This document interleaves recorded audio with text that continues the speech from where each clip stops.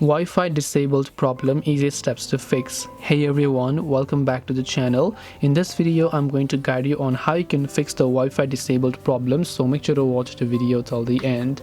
Now in order to basically fix the Wi-Fi disabled problem, all you have to do is go ahead. It depends upon numerous factors, by the way.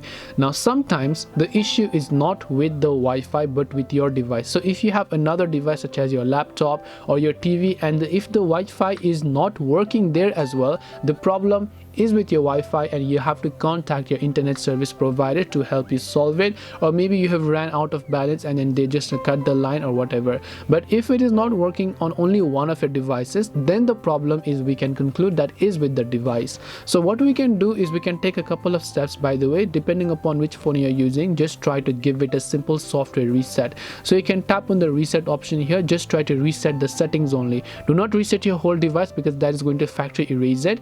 Try to reset the settings. Now if somehow you can connect to some other internet, also try to check if you have a software update available, and once you have a software update available, you should be able to help solve that.